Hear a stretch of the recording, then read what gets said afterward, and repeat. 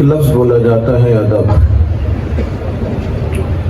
اور اس کی ضد ہے بے ادبی۔ اللہ تعالیٰ نے قرآن مجید کے اندر نبی کریم علیہ السلام کا ادب بیان فرمایا ہے۔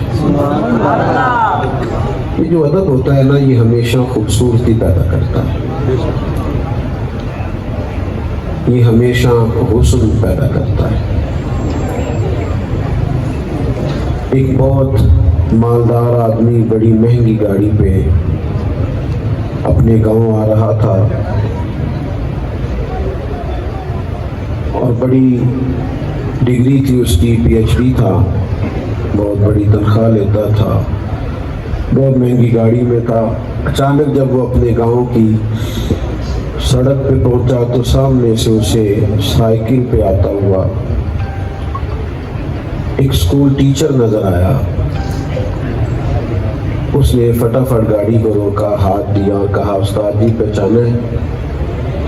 میں پرائمری میں آپ کے پاس پڑھتا تھا۔ استاد میٹرک پی ٹی سی ہے، شاگرد پی ایچ ڈی ہے۔ استاد سائیکل پہ ہے، شاگرد بڑی مہنگی گاڑی میں ہے۔ استاد کم وسائل رکھتا ہے، شاگرد بڑا امیر ہے، لیکن نیچے اترا، اپنے استاد صاحب کا ادب کیا۔ یا دوسرا یوں سمجھ لیجئے کہ شیخ الحدیث ہو گیا ہے، شیخ القرآن ہے، مفتی ہے، لیکن اچانک اس نے دیکھا کہ وہ استاد نظر آیا جسے اس نے ناظرہ پڑھا تھا، الف با تا سا پڑھا تھا۔ تو نیچے اتر گیا گاڑی سے اور اس نے کہا، استاد جی مجھے پہچانا، میں وہی ہوں جس نے پرائمری آپ سے پڑھی تھی۔ تو میرا بڑا دل کرتا ہے کہ آپ اس طرح کریں، یہ سائیکل دے دیں، بچہ لے آئے گا، آپ میری گاڑی پہ بیٹھے، میں آپ کو خود چھوڑ کے آتا ہوں، میں آپ کی خدمت میں عرض کروں گا۔ استاد جی نے کہنا ہے، نہیں پتر میرا سائیکل ہی ٹھیک ہے، اور ڈھیر ساری انہوں نے دعائیں دینی ہیں۔ میری طرف دیکھنا، ڈھیر ساری شفقتیں کرنی ہے، روح کی گہرائیوں سے دعائیں دینی ہے۔ واپس بیٹھ کے انہوں نے سائیکل پہ ہی جانا ہے، لیکن چونکہ ان کو احترام دیا گیا ہے، ان کا ادب کیا گیا ہے، اب وہ جب دوبارہ سائیکل پہ بیٹھیں گے نا تو انہیں یوں لگے گا جیسے میرا سائیکل بازاروں سے مہنگا ہے۔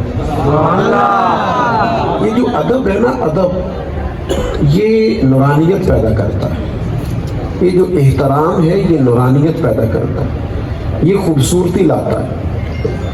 آپ کہ والد صاحب نے آپ کو آواز دی، والدہ نے آواز دی اور کہا، بیٹا تجھے ایک کام بتانا تھا، تو پہلے بھی کافی پریشان ہے، مصروف ہے، مجبور، لیکن ایک چھوٹا سا کام بتانا تھا۔ تو آپ نے فوراً آگے بڑھ کے کہا کہ ابا جی آپ یہ کیا مطلب، کیوں آپ اتنی تمہید مانگ رہے ہیں، آپ حکم کریں، میں ہر چیز پیش کرنے کو تیار ہوں۔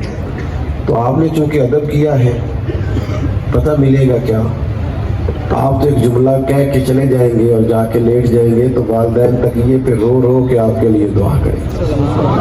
ادب سے خوبصورتی پیدا ہوتی ہے۔ لیکن جب کوئی بے ادبی کرتا ہے، میں نے کہا تھا موبائل بند کر دیں، قریب والوں کو تو بالکل نہیں چلانے چاہیے، میں تو ارنا گل کرنی، تجھے میرے کے موبائل کرتے لے کے موبائلہ نہ کرو۔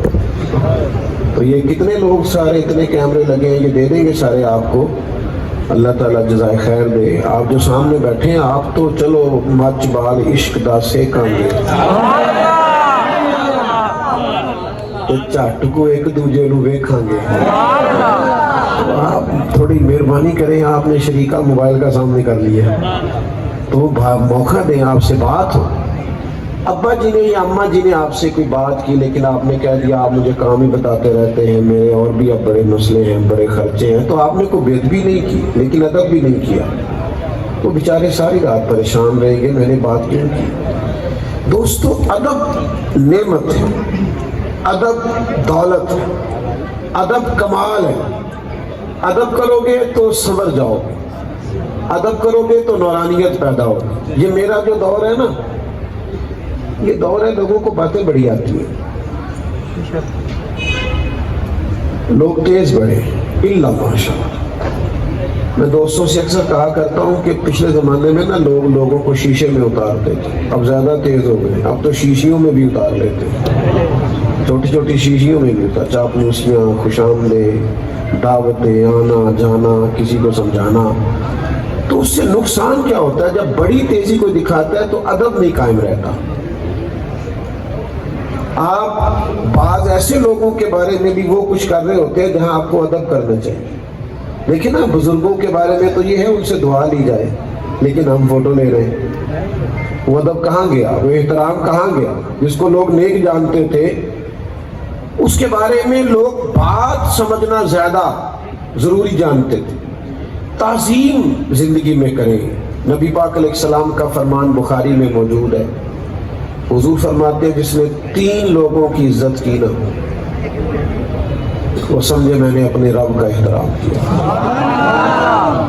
ایک جس نے قرآن مجید کے عالم کی عزت کی، ایک جس نے عدل کرنے والے بادشاہ کی عزت کی، اور تیسرا فرمایا جس نے سفید داڑھی والے مومن کی عزت کی۔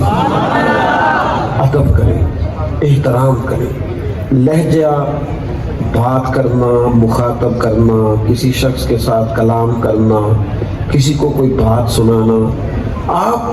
میں اور آپ میں سے اگر کوئی آ کے کہے کہ فلانے کو آج میں نے پھر نہ جناب وہ ایسا باتوں میں الجھایا، چکر دیا، چلاکی دکھائی، مان گیا، میں نے منوا لیا اسے، تو یہ آپ کا کمال تھوڑی ہے، یہ تو اس کا کمال ہے، بیچارہ بھولا ہے، شریف آدمی ہے۔ آپ اس کو تیزی نہ سمجھیں، آپ ادب کے دائرے سے باہر ہوئے، آپ نے غلط کام کیا ہے، کہنے والے تو کہہ ہی دیتے ہیں، سننے والے کمال کرتے ہیں۔ اللہ تعالیٰ نے قرآن مجید میں ارشاد فرمایا یا ایھا الذین آمنوا لا ترفعوا اصواتکم فوق صوت النبی، اے ایمان والو تم نے اپنی آواز میرے نبی کریم کی آواز سے اونچی نہیں کرنی۔ ویسے آواز کا والیوم ہوتا ہے، موبائل پہ آپ آواز اونچی نیچی کریں تو والیوم ہے 1 2 3 ہوتا ہے نا، تو بندے کی آواز کا تو والیوم ہی نہیں، آپ کو کیسے پتہ چلے گا کتنی رکھنی ہے؟ لیکن یہ دیکھیں اللہ نے کہا تم دیکھ لو محبوب کہاں تک بولتے ہیں، اس سے اونچی آواز نہیں ہونی چاہیے، نہیں تم نے یہ رویہ رکھنا ہے۔ ایک صحابی تھے حضرت ثابت بن قیس بن شماس انصاری رضی اللہ تعالیٰ، انہیں شکل سماعت کا عارضہ تھا، یعنی تھوڑا اونچا سنتے تھے، جو لوگ اونچا سنتے ہیں بولتے بھی اونچا، وہ سمجھتے تھے سارے بولے نہیں، تھوڑا اونچا جو سنتا ہے وہ بولتا بھی ذرا اونچا ہے۔ تو حضرت ثابت بن قیس تھوڑا نا حضور کوئی بات کرتے تو اونچا بولتے، یا رسول اللہ سمجھ نہیں آئی، تو جب یہ آیت نازل ہوئی نا تو گھر اپنے آپ کو بند کر لیا، رونے لگے، کہنے لگے یہ تو میرے بارے میں آیا، میں ہی تو اونچا بولتا تھا۔ حضور علیہ السلام نے ان کے محلے کے صحابہ سے فرمایا ثابت نظر نہیں آتا، یا رسول اللہ بڑے پریشان ہیں، فرمایا بلا کے لاؤ نا۔ جب انہیں پیغام گیا نا کہ حضور نے بلایا، یعنی حضور نے بلایا ہے، جے محبوب بلاوے ایک دم پھر سر نو پیر بنائیے، او سر منگے تے سر دے دئیے، تے کدے بھی دیر نہ لائیے، تے یار دا کدے بھی گلا نہ کریے، پاواں سیک دے ہی مر جائیے، سجنا یادیں لائیے نا، تے جے لائیے تے پھر توڑ نہیں بھائیے۔ دوڑے آئے، قدمین میں حاضر ہوئے، محبوب نے فرمایا اتنا ادب کرتے ہو کہ 3 دن سے رو رہے ہو، کہ کہیں میری وجہ سے تو ایسا نہیں ہو گیا، اتنے مؤدب ہو؟ فرمایا سنو پھر اللہ تمہیں عزت والی زندگی دے گا، شہادت کی موت دے گا، اور بغیر حساب کے جنت عطا کرے گا۔ یہ 3 ان کے لیے بشارتیں ہوئی ادب کی برکت سے۔ جب سے موبائل آیا نا، اختلاف کا ادب بھی ختم ہو گیا، رائے دینے کا ادب بھی ختم ہو گیا۔ ہر آدمی کے ہاتھ میں سوشل میڈیا، ہم نے وہ کام کرنا ہے جو وائرل ہو، ہر وہ حرکت کرنی ہے جو جس طرح کی مرضی ہو، لیکن آپ یقین کریں جھوٹ بولتے ہیں، جھوٹ اوپر جھوٹ لکھا ہوتا ہے تھمبنیل پہ، وہ ہوتی نہیں اندر بات۔ تو کیا اس قدر زیادہ ہم بے ادبی کریں گے کہ ہم سوچیں گے نہیں کس کے بارے میں کیا رہے ہیں، کیا کہہ رہے ہیں، ایسے ایسے غلیظ جملے بول دیں گے صرف چند ویوز لینے کے لیے؟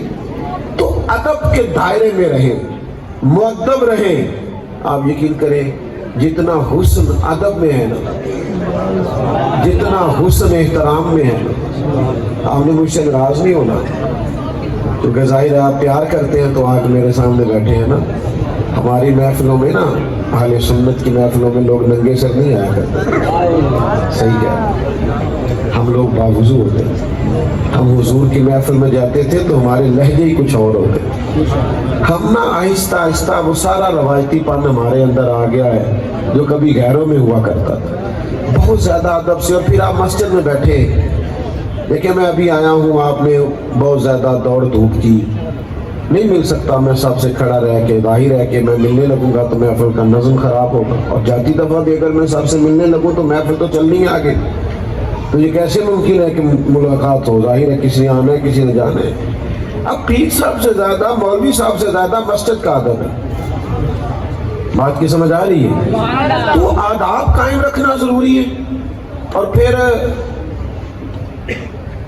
ادب یہ ہے کہ جو کہا جائے نا اس پر عمل کیا جائے، یہ خوبصورتی ہوتی ہے۔ اور باتوں کو اشارتاً بھی سمجھا جائے۔ صحابہ نے پتہ حضور کا ادب کیسے کیا ہے؟